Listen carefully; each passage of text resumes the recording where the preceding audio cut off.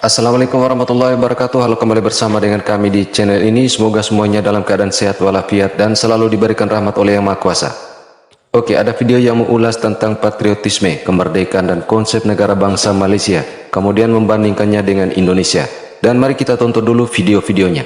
Dalam konteks patriotisme, Soekarno sekalipun meletakkan kuasa untuk negara bangsa. Dalam konteks patriotisme, kita melihat ada yang sanggup mengorbankan nyawa dan juga harta demi negara bangsa.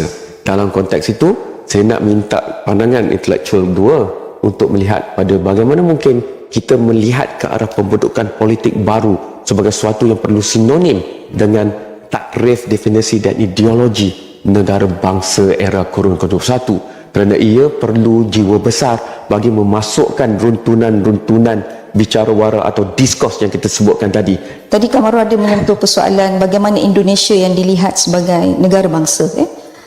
Pada saya, kita juga tidak boleh lari pada sejarah. Indonesia itu perjuangan kemerdekaan dia dengan buluh runcing, istilah yang digunakan. Ini perjuangan yang berdarah. Berbanding dengan sejarah di Malaysia, pembentukan Malaysia ini, kemerdekaan Malaysia ini penuh dengan bargaining and negotiation. Penuh dengan tawar-menawar, penuh dengan perdamaian, toleransi. Sehingga kalau kita merujuk kepada pembentukan parti politik sendiri, kita tidak boleh lari bahawa pembentukan perikatan itu menerusi Community Liaison Committee balik di tahun 1949 dulu. Itulah sebenarnya membentuk DNA Politik Alliance di Malaysia. Dan persoalan Kamarun, adakah kita boleh mengubah landscape politik ini, governance ini kepada sesuatu yang lebih united? Itu adalah satu, pada saya agak impossible, kerana sejarah pembentukan DNA Malaysia sendiri itu ialah unity in diversity. Ya, pembentukan suatu negara memang tak lepas dari sejarah dan DNA berdirinya sebuah negara, yang mana di dalamnya menaungi berbagai suku bangsa yang berbeda dan disatukan dalam satu kesatuan. Dan bagaimana konsep bangsa serta kemerdekaan versi Malaysia? Saya nak tanya pendapat Puan mengenai konsep bangsa Malaysia yang dilaungkan oleh generasi sekarang ni. Sebab yang kita bincangkan tadi adalah bangsa Melayu.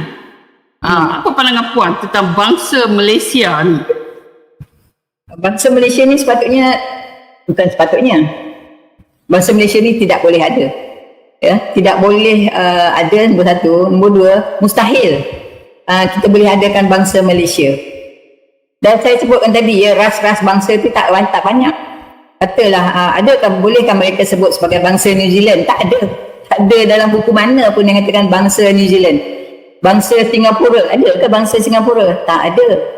Because pecahan ras-ras bangsa ni, dia terjadi, saya sebut tadi, akibat daripada evolusi pembentukan tu makan masa yang lama. Itu nombor satu. Nombor dua, untuk nak jadikan bangsa yang satu bangsa tu bangsa, dia punya ciri-ciri, banyak ciri-ciri mereka sama, keserasian apa tu sama. Dengan bangsa asing kita susah nak sama. Susah. Nombor satu, agama. Nombor dua, pemakanan. Dia susah nak sama, nak katakan bangsa Malaysia susah. Jadi kalau itu nombor satu. Nombor dua, kalau kita sebut sebagai satu bangsa, kenapa ada sekolah Cina, kenapa ada sekolah India, kenapa ada sekolah Arab and all those things. Jadi itu pemecahan, pembahagian kepada bangsa-bangsa itu pun dah apa orang kata obvious sangat jadi itu nombor dua. Nombor tiga, kalau kita sebut bangsa Malaysia, kita menguburkan sendiri bangsa kita. Bangsa Cina terkubur, bangsa India terkubur, bangsa Melayu pun terkubur. You think they want to kuburkan bangsa dia? I don't think so. Takkan kita nak kuburkan bangsa kita? Kita patut berbangga, the word is bangga dengan bangsa sendiri. Mereka bangga dengan bangsa mereka, itu sebab mereka bercakap bahasa mereka sendiri. Dia tidak cakap dengan bahasa Melayu sebagai bahasa utama mereka, macam di Indonesia ataupun di Filipina. Walaupun ada orang luar masuk, dia bercakap bahasa nasional. Bahasa itu tidak terjadi dekat Malaysia ni, tak ada jadi. Masing-masing ikut perangai masing-masing. Lepas tu nak tekan kita. On other matters, they want everything sama rata. On dia punya tu, dia tak nak. Dia tak nak sama rata. Yang ni saya rasa ini adalah ini racist. Betul ke kita ni sebenarnya merdeka? Adakah kita merdeka hanya dari segi fizikal luaran, tapi dari segi dalaman kita masih lagi memeluk ideologi luaran? Kita tidak mengamalkan Islam secara syumul, kita masih lagi mempertikaikan ketuhanan bangsa kita, dan Melayu sendiri itu yang menentang ketuhanan bangsa itu dengan bersikap apologetik kepada bangsa-bangsa lain. Di manakah rasa merdeka itu? Adakah kita bangga dengan kemerdekaan kita? Bagi pendapat saya, Malaysia masih belum merdeka sepenuhnya lah, kerana masih lagi banyak isu seperti bendera terbalik kan, masih lagi ada mempermainkan jata negara, masih ada lagi yang tidak faham rukun-rukun negara. Even lagu negaraku pun sendiri masih ramai yang tak hormat. Bila kita dengar lagu negaraku, kita sendiri tak berdiri untuk hormat lagu negaraku kan. Kenapa jadi begitu? Sebab kita sendiri masih tak faham identiti negara kita lah. Jadi bila hari ini kita kata kita nak adakan satu sistem pendidikan kebangsaan macam Indonesia dan Thailand, dah terlambat. Mereka lakukan itu sebelum merdeka. Thailand dibuat dalam tahun 1932. Indonesia masih tak merdeka, satu bangsa, satu negara, satu bahasa.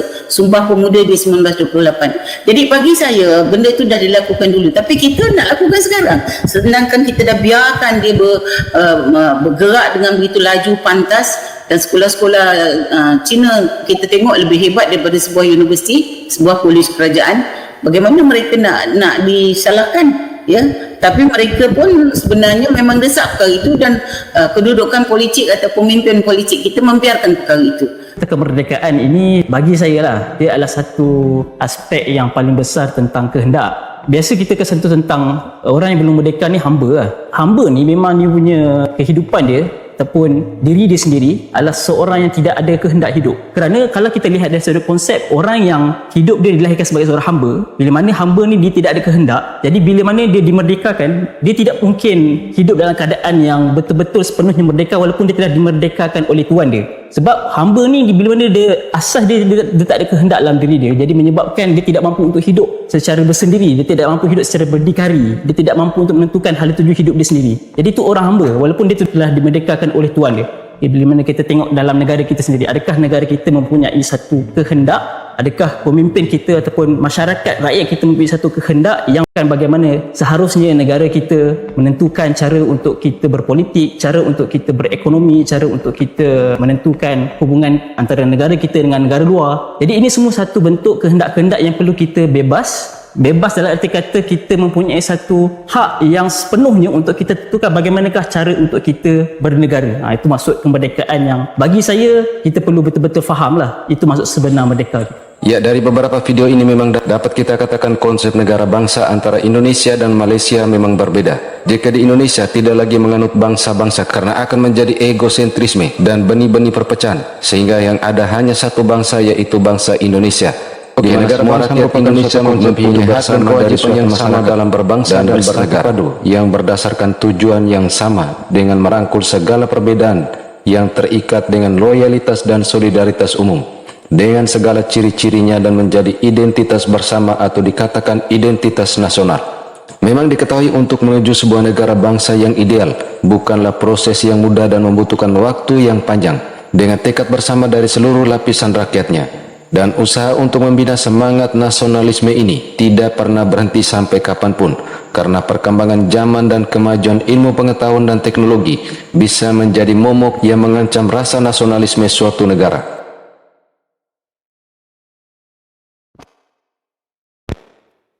Assalamualaikum warahmatullahi wabarakatuh. Dari kajian ataupun sajian dari video ini menceritakan tentang bagaimana membandingkan DNA dari pertumbuhan kebangsaan di Indonesia dengan di Malaysia. Tentu saja DNA-nya ini berbeda sekali ya, jauh sekali perbedaannya. Kenapa?